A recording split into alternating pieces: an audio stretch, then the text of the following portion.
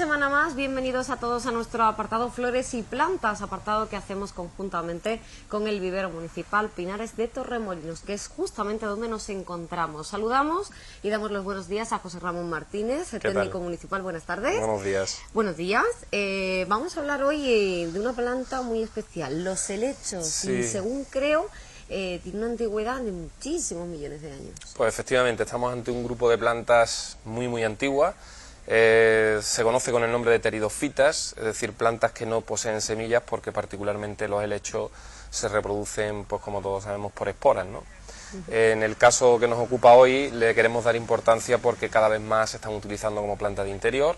Ahora veremos un poco sus condiciones edafoclimáticas y entenderemos que es el sitio ideal para cultivarlo, exceptuando quizás el helecho de patio que se adapta perfectamente al exterior en la zona donde nosotros evidentemente nos encontramos, ¿no? Sí, porque además es que yo mismo he preguntado, ¿pero qué son? ¿Plantas de interior o plantas de exterior? Y es que normalmente son de interior, pero sí que hay algunas especies que se pueden... Sí, concretamente tenemos aquí el helecho de patio, que es el Nephrolepis cordifolia, o bien el nido de ave, que son, digamos, los helechos más comunes, y se comportan perfectamente en el exterior, en la zona donde nos encontramos siempre y cuando el invierno no sea excesivamente crudo, porque hay que decir que como plantas tropicales o de origen tropical que son todas, pues sufren muchísimo con el frío y si le faltara la humedad, ¿no? Vamos a hablar de las particularidades de cultivo. ¿Qué necesitan estas plantas para que nosotros, bueno, pues podamos tenerlas tan maravillosas y estupendas como las que estamos viendo aquí? Pues hay algunas condiciones que son es decir, sine qua non, si en esas condiciones los helechos no se darían, ¿no? Una de ellas fundamental es la humedad, es decir, el sitio hay que buscar, si los cultivamos en exterior, por ejemplo el cordifolia, pues habrá que tener la precaución de coger un patio que esté umbrío, no es que sufre un poco, digamos, con el sol directo, se adapta, pero sufre. La humedad relativa quizás sea el factor fundamental. A nivel de suelo es una planta que necesita un pH ligeramente ácido, ¿no? Si la neutralidad o ligeramente ácido funcionarían bastante bien. Después el sustrato a base de mantillo le viene fenomenal.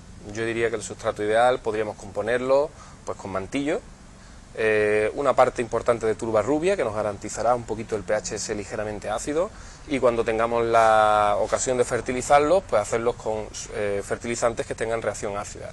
Ya hemos dicho, por ejemplo, que todos los sulfatos les vendrían perfectamente bien, ¿no? José Ramón, y en cuanto al riego... El riego hay que mantener siempre el sustrato húmedo. A esta planta no le gusta periodos de sequedad en el sustrato, así que vamos a mantener constante a nivel de raíz, que haya ahí siempre evitando el encharcamiento, como ya nuestros televidentes conocen, porque aparecerán pues las famosas enfermedades de hongos de raíz, como son Pythium, Fusarium, Verticillium, Phytophthora, ¿no? Fundamentalmente esas cuatro. Entonces, a nivel de sustrato vamos a mantenerlo siempre húmedo. Después haremos una pequeña demostración de cómo podría quedar un centro elegante a nivel de interior. Hay que decirle que hay que evitar, en cuanto a iluminación, el sol directo dentro de la vivienda, por lo tanto el lugar cercanos a la ventana, pero nunca tengan sol directo.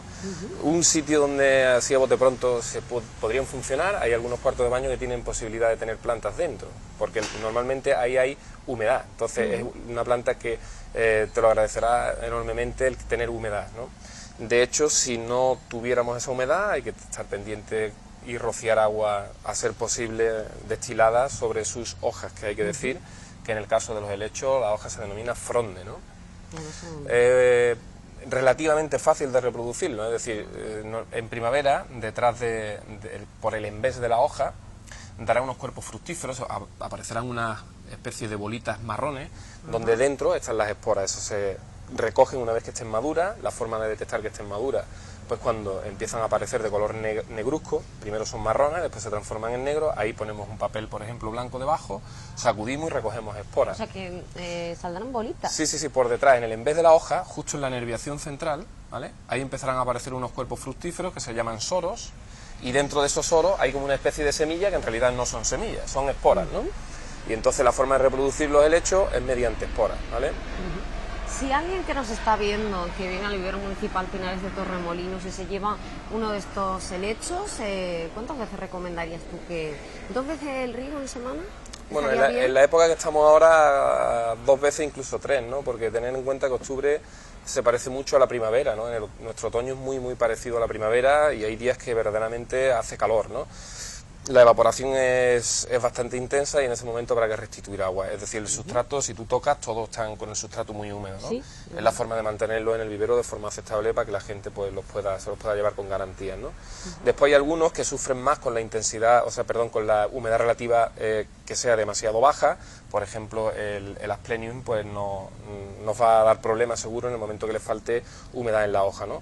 Y el Adiantum exactamente igual. Después hay otros que lo aguantarán mejor, como por ejemplo el Nefrolepi en sus dos variedades, tanto el Exaltata como el Cordifolia, van a soportar bien, en teoría, la falta de humedad.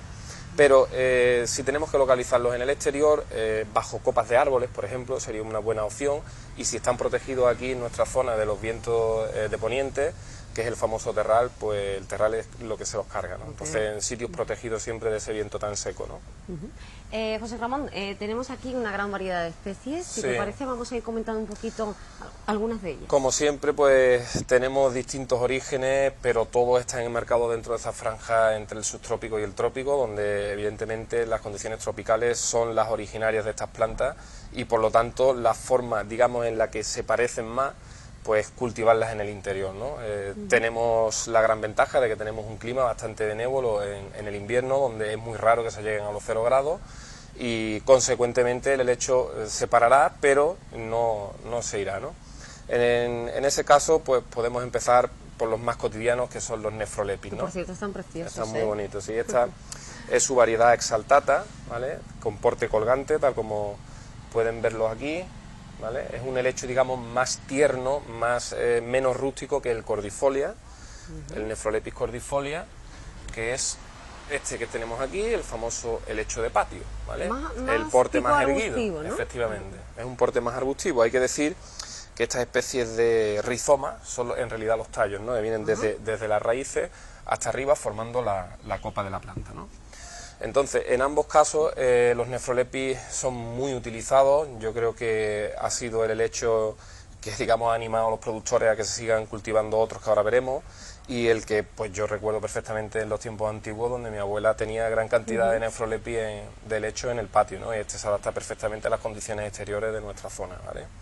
Nefrolepi etimológicamente viene del griego nefroilepis, donde se refiere en su origen a la espora precisamente que produce de forma muy intensa en primavera, justo en el envés de la hoja, y de la cual podemos reproducir la planta, ¿no? O sea, si quisiéramos reproducirlo, es muy tendría que ser fácil. en primavera. En el caso del Nefrolepis cordifolia, que es el helecho más erguido, es fácil, es relativamente fácil su cultivo. Lo que sí es cierto, y hay que decirle a la gente, al que le guste la reproducción, que las esporas es cogerlas y ponerlas a germinar. Es decir, no vale como en otras especies recogerlas, dejarlas secar, no. En el momento que estén maduras, que ya hemos dicho que se detecta porque empezarán a aparecer de forma negruzca, se recolectan y se siembran. Si no, no es totalmente infértil lo que hagamos, ¿no? Bueno, pues este es el caso del Nefrolepis. Después tenemos otros que empiezan a aparecer, como el caso del Asplenium nidus, ¿vale? Es un helecho realmente bonito, donde tiene un limbo no pinnado. En el caso del Nefrolepis sí. En el caso del Asplenium nidus o nido de ave, pues es una hoja perfectamente definida, ¿vale? También es un helecho que se ve en ocasiones en el exterior, siempre al abrigo de árboles de copa, incluso de muros que protegen un poco de los vientos de terral, ¿no? Pero he visto en ocasiones ejemplares bastante grandes de Asplenium nidus y funcionan perfectamente también en el exterior.